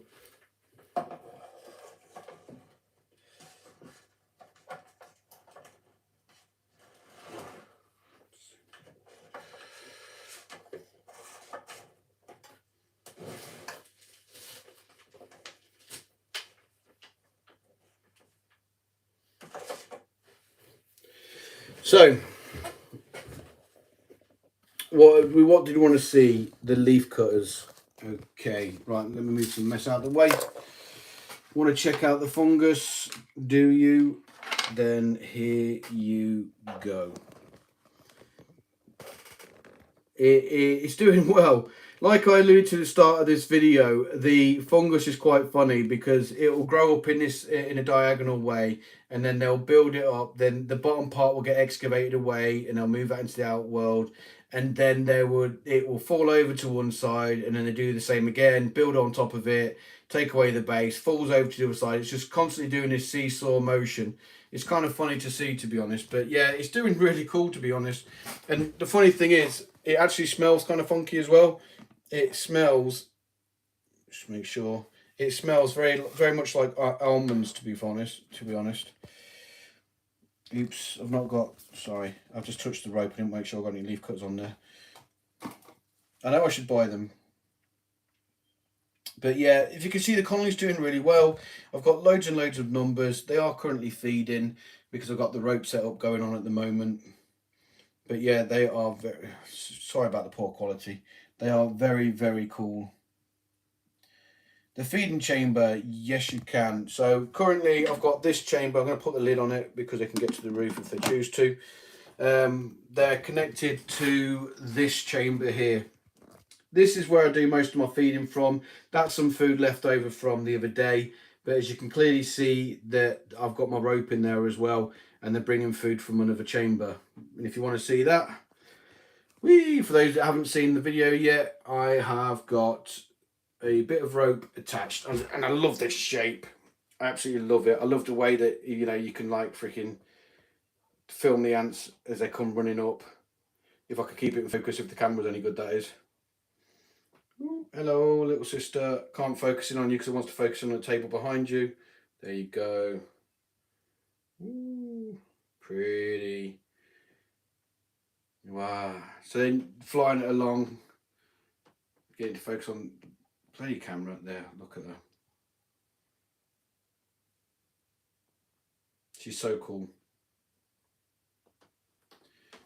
They're not overly feeding at the moment, probably because I only fed them a couple of days ago, which is fine.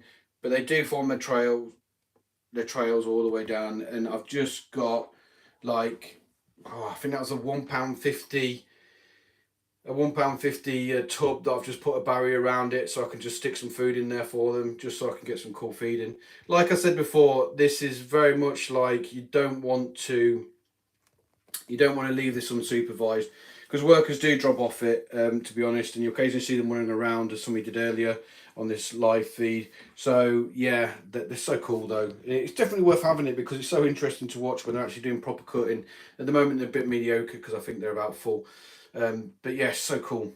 And I love the setup as well. The shape of it's awesome, and it just gives you so many cool angles to film from. Like if you've got the ants coming over the corner, there we go. Woo!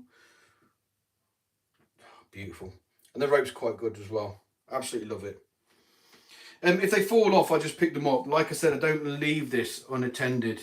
That's a setup as a whole. I don't leave this unattended, to be honest. I always only have them on the rope if I'm about, so I can move. If they do fall off, I can see it and pick them up and put them in. But only one or two put on. I've put fluon on it, I think. Or PTFE on it, on the strings to stop them climbing it, because it's a bit too thick so they can get up on it. So yeah, so what I've done is I only set this up when the rope up when I can supervise it, because they do fall off it. They do go on the table and I just pick them up and drop them back in again, as I did earlier today. It's not a drama, but like I said, you can't leave this all day long without you being there for it, because you'll look cool. Look, they've got some more, bringing some stuff over. Oh, I love it. It's great when they set up their trails, when they get a proper trail forming. They might do it later on today.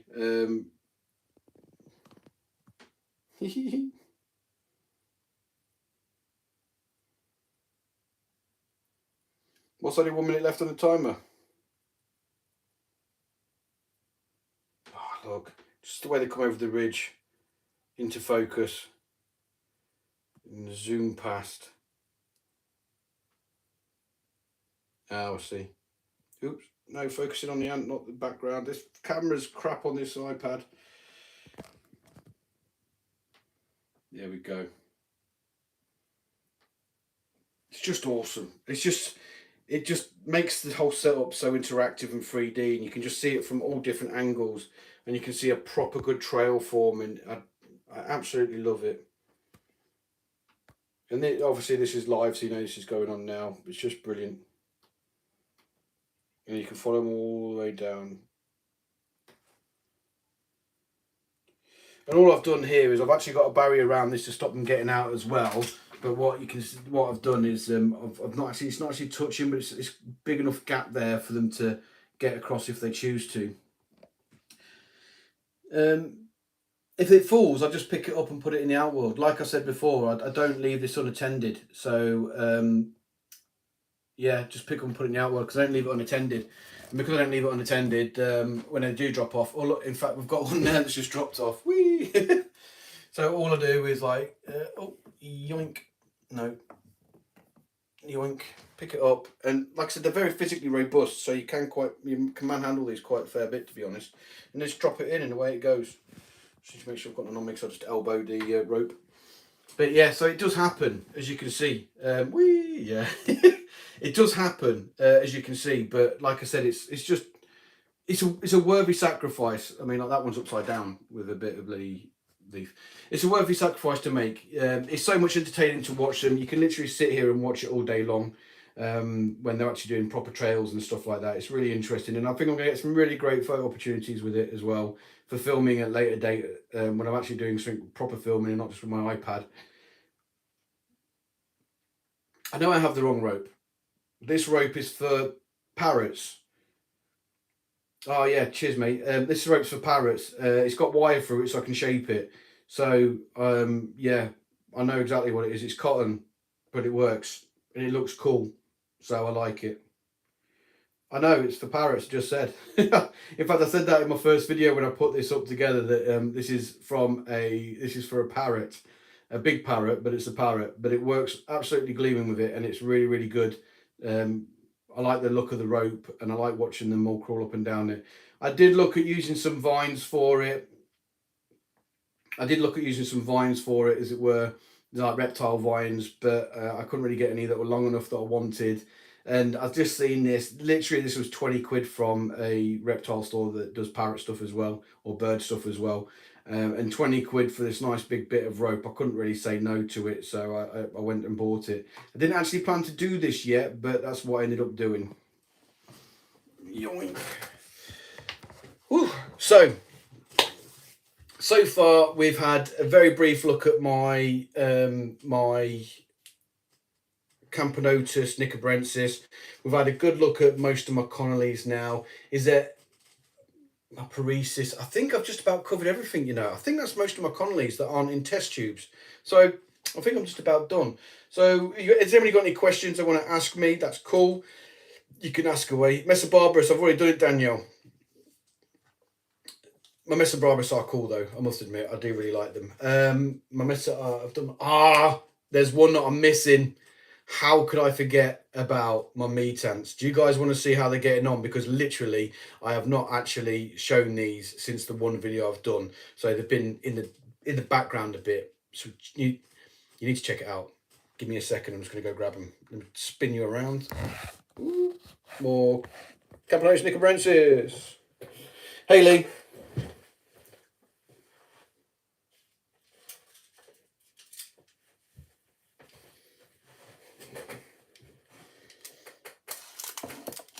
Right, their outworld is slightly messy. Again, yes, it's clean up day for me anyway. And sorry for my squeaky chair, because I'm sure you guys can hear it. But I only cleaned this out a couple of days ago, and they are quite messy. So let's check them out. This is them. I originally had 11 workers. I've now got 1, 2, 3, 4, 5, 6, 7, 8, 9, 10, 11, 12, 13, 14, 15, 16, 17, 18, about 18 workers, because I've got up for about 7. I'll talk about my Solenopsis in a bit, mate, if you want. Just remind me when I go on to them. So I've had an extra 7 workers, at least, possibly more, that I've not counted. And as you can see, I've got broods of all different stages. I did actually do a macro shot of these bad girls a couple of days ago when I was talking to PJ Grant, I think it was. And there it is actually. You can just see, can't get my finger in because I've zoomed in too much, but if you can just, aha, the old army trick. Right, where am I? If you can just see around this area here, there it is. There's some nice batch of eggs just there, just in front of the Allen key. So they have got a nice batch of eggs there. They've got larvae, they've got pupae. Well, they don't form cocoons, do they? But yeah, they've got all different stages, mate. They are looking awesome, to be fair. And my dog wants to come in, so she's about to keep the door open, so bear that in mind. So you can look at them. They're growing really quickly. For a big species of ants, they're not going to be in this setup for long. The queen is looking awesome as always. And if we zoom out, literally, it's like I said that you want to do with most test tube setups when you get workers. Just do an outworld with a test tube attached so you can feed them without disturbing the queen. This literally lives on my shelf, and all I do is just drop food into it and clean it out from the shelf. I don't often bring it down to the table so I don't disturb them too much. But they are messy because this was cleaned out when I was speaking to PJ Grant. And PJ, I can't remember when it was, but I'm sure it was only a couple of days ago. So they've already made that mess already. I need to open the door because the dog's going to keep the door down. So very much a tubs and tube setup, and it works fine for these girls. I'm not going to move them anytime. I'm going to need to move them soon because if we look, the water's not looking too great. I'm starting to run out, so I am going to need to expand these at some point in the near future as well. Probably I might look at Antcom picking up a Venus nest for them. Because currently all my Venus nests are being used, so I think I've got about 4 or 5 of them, and I probably need to get another one because I'm not currently because I think these will do well in a Venus nest with an outworld attached to it, obviously. So that is the plan for these. But I'm actually think these guys are awesome. Good old meat ants, my old meaties, and the queen is cool as well.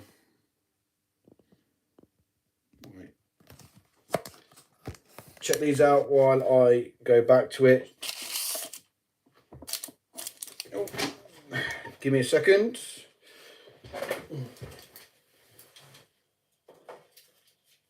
I think, apart from a couple of Lasius Niger colonies, I think that's just about all my colonies that I've got for you guys.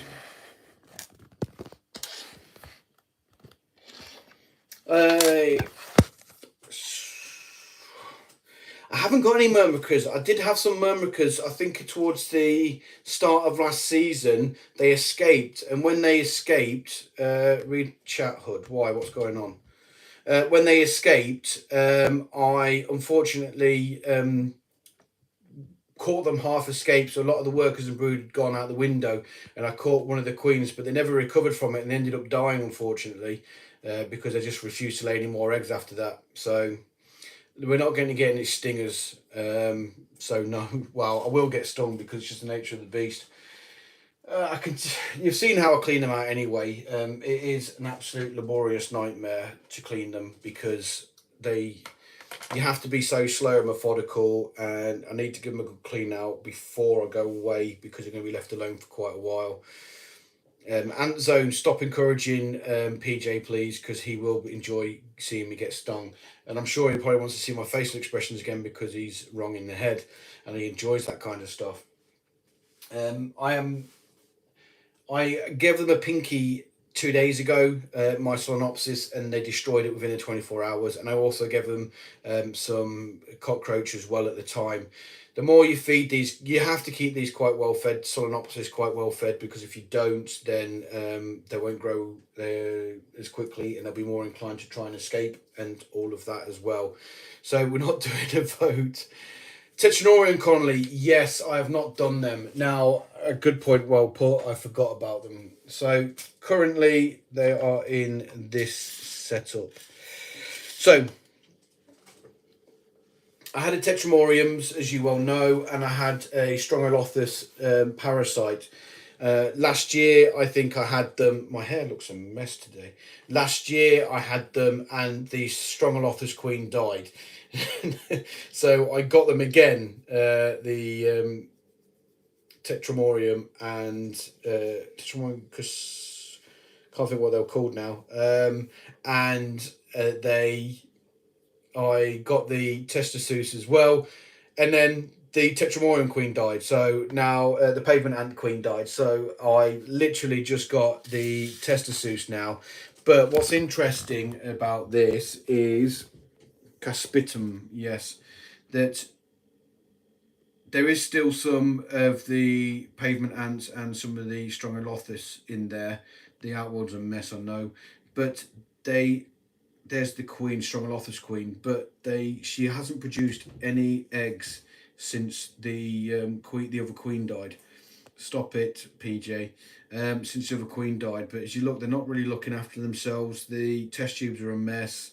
There's no brood.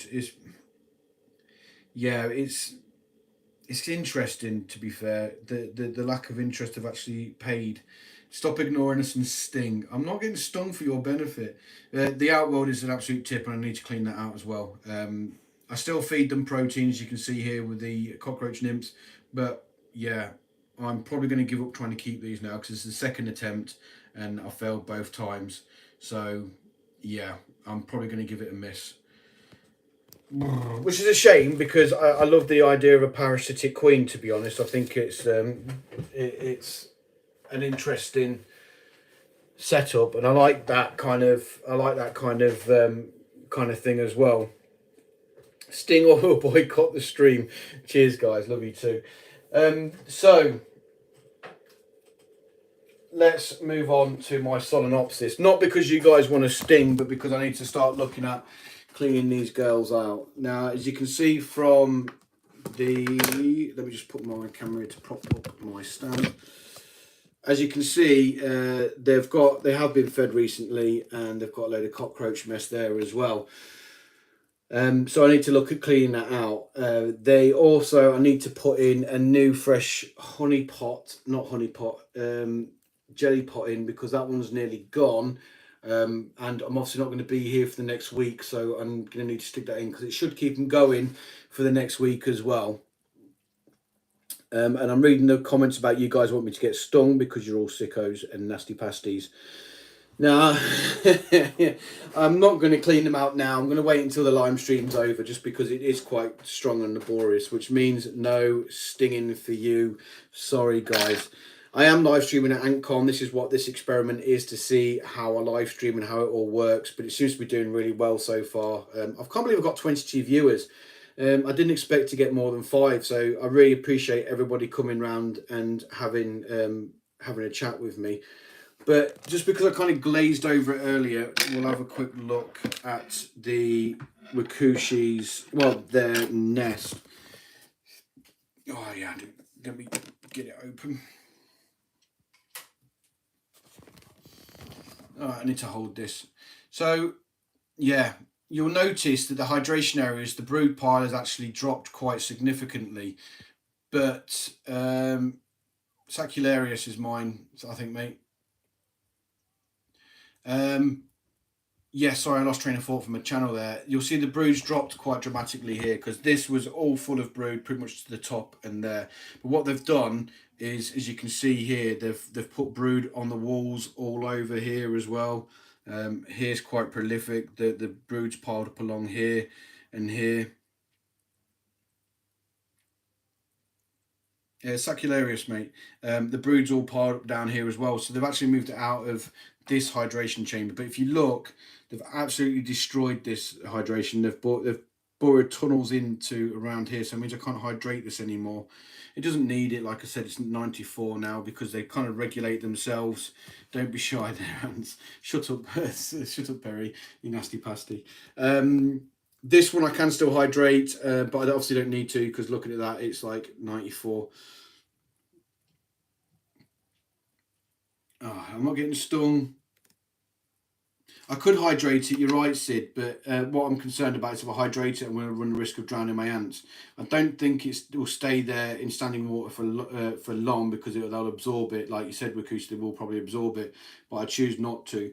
But what they have done as well is, if we look into the MS nest, which I must admit, I do think these are the best nests that Wakushi's ever produced.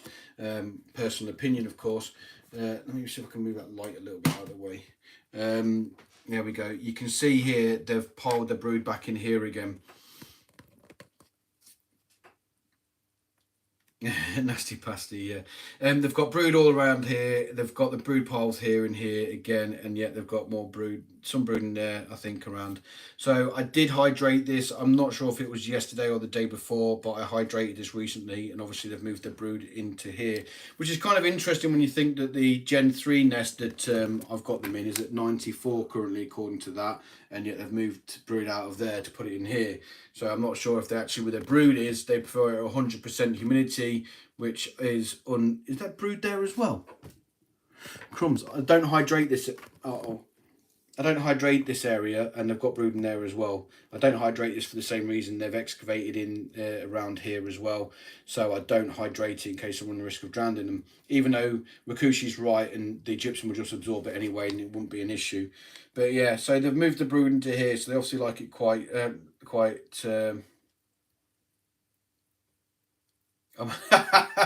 Buy some more colonies, so I haven't got enough to show you. I know half you want to stick. I'm not going to do an Ant Canada very stingies for views. It's just not my style, guys. I'll sting because I'm trying to do something and they sting me. Have they got brood in there as well? Yeah, I hydrated this as well. It looks like they put brood in here as well. So I've got brood in all three nests. This is not what I expected. Guys, actually, in the comments, please put an idea of how many workers you think I've got. If we look here, I probably will do at some point, Daniel. If we look here, you've got the two outworlds, you've got the tubes, and you've got them all in there. And bearing in mind, look at the size of this nest compared to my hand, and you've got them all in there, and you've got some in there as well. Do you reckon 20,000? I don't know. 20,000's a lot. I've talked about them gaming about them about a little while ago. And enough workers to sting at least 2,000 times. That's very true. I don't want to be stung. 4,000. I think there's more than 4,000 there, Danielle, to be honest. 20k, yeah. I'd probably say 15k plus if you ask me. But there is a lot. There is a lot. And as you can see, they're constantly testing the barriers. And this is what I'm talking about, where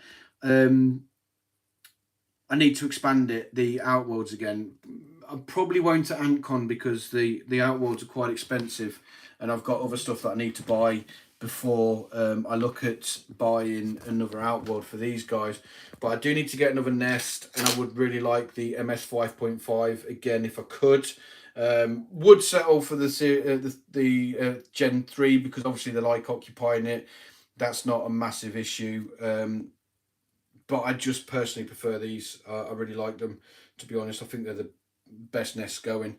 I don't know. I've never actually counted them, Danielle, so I'm not going to sit there and count them. Hood Shugf gets stung. Spam hashtag. So as you can see there, I've got an opening. Now I've kept that purposely to expand them. So what I'm looking at doing is, see where my rifles are here, is get rid of these old rifle stands that I've got, and I want to put some shelving up here, and what I want to do is pipe a more, you're still counting, sorry, I don't want to keep it on. Put more piping around here to some more outworlds up on this wall here, so because they need the space to roam, and I think that these two outworlds are becoming to the point of where they need to expand some more. So that is currently my plan for my Solenopsis. I think maybe about 20,000 could be a good guess for the size. I honestly... Oh, you've got the old style MS nests. All the new MS nests now, gaming, actually come with a mesh down in the hydration area now. So anything like what I've experienced where they're getting through and underneath the gypsum, they can't actually get out. 18k is probably about right. I don't think I've got 28k. 18 to 20k is probably about a fair guess, I'm guessing. But yeah, really big colony, and I'm really pleased with the growth of these guys. They are expensive, they are difficult, they are a pain in the arse. I'm a big advocate of telling people the truth about these ants, because I think Ant Calendar's given out too many false truths about them, and about how great they are to keep. And they are great, but they are absolutely nightmarish. Oh, look at that. Absolutely nightmarish. And these guys have seen my head nearby, and they're like, maybe we could bite him. Oh my word, really? That would be an absolute nightmare. Why do you want to see it? Okay, let me do. Look, there we go. There we go. Look, these guys sting me, sting me. Oh no, no, they're just going to bite me instead. Look, there you go. Yeah, they're carrying leaves.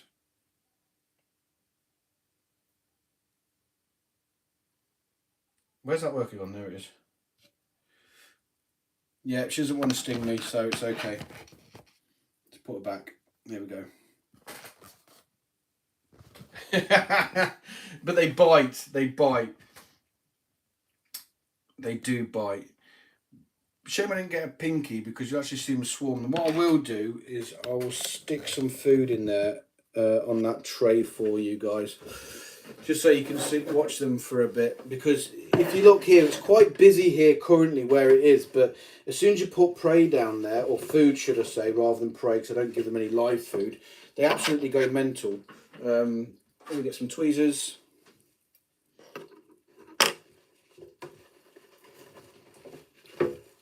Stop being a sicko. I'm not getting stung, PJ.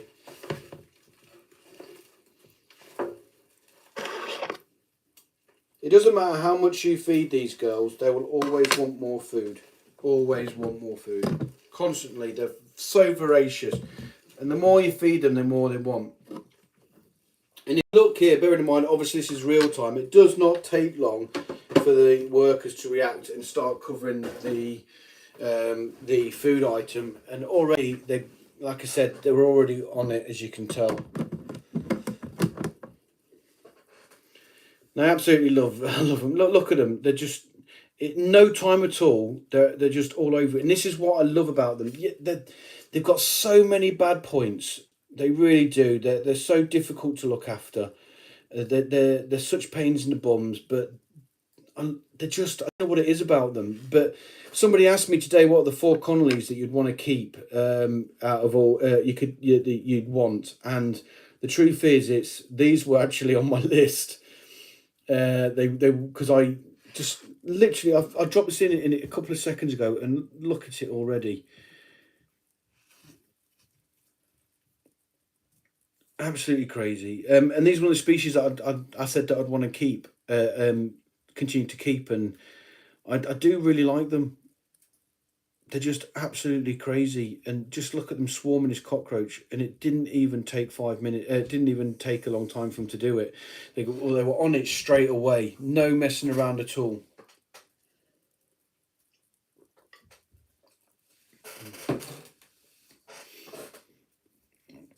I can see why people actually die from these guys in America, to be honest, in all these countries, because if you disturb them, I can imagine them going absolutely crazy like this. PJ does wish that roach was my finger. And I think he'll be quite happy to see me get eaten by them as well, because he's just that kind of guy, isn't he? I know he's a sicko, Danielle. He's absolutely gross. So how many of you guys are looking forward to AntCon? Because I won't lie, we've got it next week, and I'm absolutely dying to go. I'm really looking forward to meeting people. I'm really looking forward to meeting all the other content creators, and I'm really looking forward to meeting all of the other guys going along as well. Yeah, I wish you could go too, mate. It's a shame you can't. You're not going to go. You're not going? No. Oh, I see. Yeah, that would be difficult for you if you live in the USA. I'm opening the floor up to any questions as well, because if we've not got many more questions, then I'll probably start looking at wrapping this live chat up. So ask away. I'm more than happy to discuss anything. He's a bit of a menace, is he, Tom? What ginger isn't a menace? I used to have an ex-girlfriend that was ginger, and she was a psychopath. Absolute lunatic. Yes, I am planning on doing live stream at AntCon. The social events in the evenings will not be live streamed. I will take some pictures and posy pictures of us all, but there will be no live streaming, I assure you of that. But during the actual event, I will be walking around doing a live stream. I'm gonna have to get a geeky little selfie stick so I can walk around my phone because that's where I'm doing it from. I do get stung by my Solenopsis a lot, but I just don't record it. Oh, you a ginger as well, Lee? Uh-oh. Not PJ Grant, sorry. The colonialist is ginger too. He's just shaves it off bald now, so nobody notices. But I know he's ginger. Um, you can be my camerawoman, can you? Ants England. Yeah, well, you're going to be in the shop with me, Ants England, so don't you worry about it. I will definitely get you in exotics. Don't you worry. I'm really looking forward to meeting all of you guys as well, particularly because I've never actually met anybody that chooses to watch my videos and doesn't feel obligated to. So, my wife, for example. So I'll be actually looking forward to meeting you guys and seeing your opinions and stuff.